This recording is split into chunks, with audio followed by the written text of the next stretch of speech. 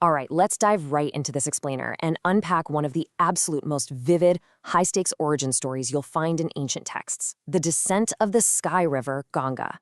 If you're into epic narratives where the literal laws of physics just get completely bent by sheer willpower, oh man, you are gonna love this. We're looking at a story that takes a massive celestial body of water and literally just drops it straight onto the earth. But the wild part is, it isn't just some chaotic natural disaster, right?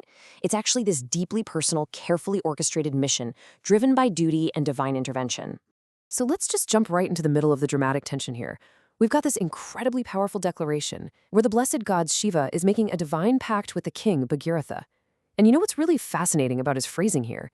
Shiva isn't just throwing out a standard blessing. He's literally offering to act as a physical crash pad.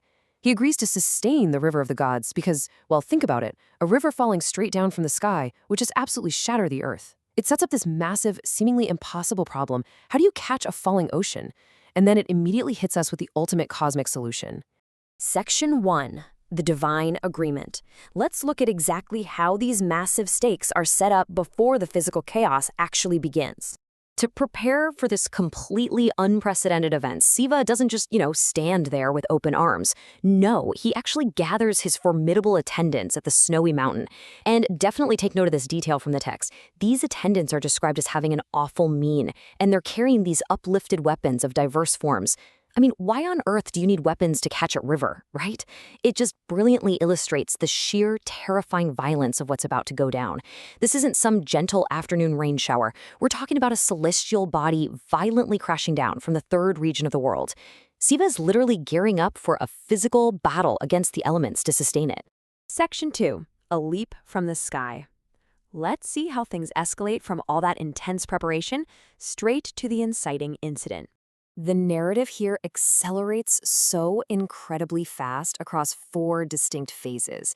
In the first phase, Shiva tells King Bhagiratha to pray to the river, who is the daughter of the King of Mountains.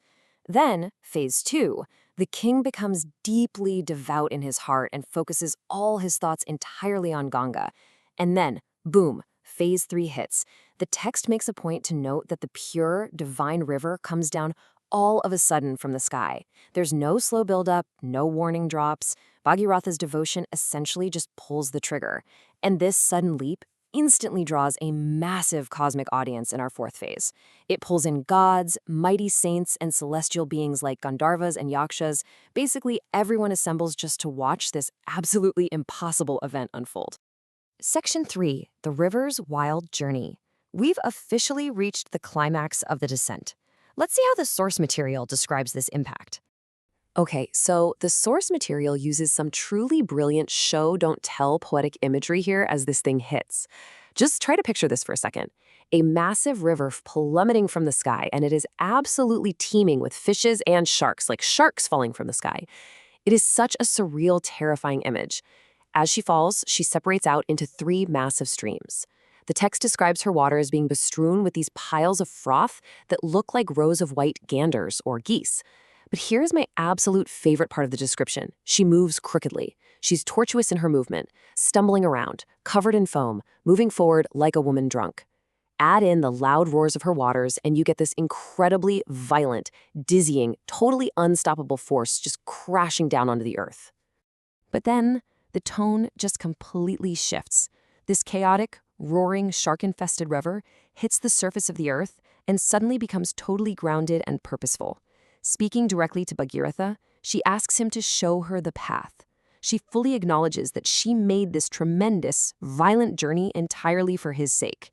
It is this really profound moment where all that raw cosmic power suddenly submits to human intention and guidance. Section 4. The Path to Redemption. This brings us seamlessly into the earthly resolution, where we need to figure out why he needed this water so badly to begin with. And the crucial point is revealed right here. You see, Bhagiratha didn't bring this river down for, agricultural wealth or some kind of personal glory. Instead, he directs its course to a very specific spot, the ashes of the mighty Sagara's fallen sons. The core motivation driving this entire cosmic upheaval is actually filial piety. He desperately needed the holy purifying waters of the divine Ganga to flood the ashes of his ancestors. For him, it was literally the only way to secure their ultimate redemption. Meanwhile, as Bhagiratha leads the way, we get a quick little check-in on Shiva. Now, his role in this whole thing was highly specific. Be the buffer. And having successfully pulled off the completely impossible task of sustaining Ganga's initial catastrophic impact, he gets saluted by men and peacefully, and honestly probably with immense relief, departs for the praiseworthy Mount Kailasa along with the Celestials. The baton has now fully been passed to the human king to finish out the job. Section 5. Filling the sea. Let's move right into our final act and trace the geographical and spiritual culmination of this epic quest. I definitely want to walk you through this solemn step-by-step resolution, mostly because it brings such perfect closure to the utter chaos we were looking at earlier. So, step 1, the protector of men, Bhagiratha, guides the river to flood the bodies of Sagara's sons. Step 2, they continue their journey until they reach the sea, which the text calls the abode of the water god, Varuna, and it's very quickly filled by this massive influx of water. Step 3 is honestly just incredibly touching. The king formally adopts Ganga as his own daughter. And finally, step 4, right at that exact spot, he offers libations of water to the names of his forefathers. Through this highly structured, personal ritual, his heart's deepest wish is finally fulfilled. Now, as the storyteller, Lomasa, starts wrapping up his tale, he does something really fascinating here by juxtaposing two totally different scales of myth. On one hand, we've got the main event we just spent all this time unpacking, Ganga running in 3 giant streams to fill the sea. But then, right in his concluding sentence, he just casually drops massive pieces of other lore. He offhandedly mentions a mighty saint drinking up the sea for a particular reason, and this demon named Vatapi getting destroyed by Agastya. It brilliantly illustrates the sheer, mind-boggling scale of the universe this text takes place in. I mean, our epic story of a sky river falling to earth with sharks in it, that is just a regular Tuesday in a world where saints are casually drinking oceans. So, this all brings us to one final lingering thought. How does this epic tale of divine rivers, massive cosmic leaps, and ancient quests change the way you view the sheer power of storytelling? We've just gone from a sky river literally raining down sharks, getting caught by an armed god on a snowy mountain, all the way down to this quiet, deeply emotional moment of a son honoring his ancestors. It connects the absolute most explosive visual imagination you can think of to our most enduring, relatable human needs.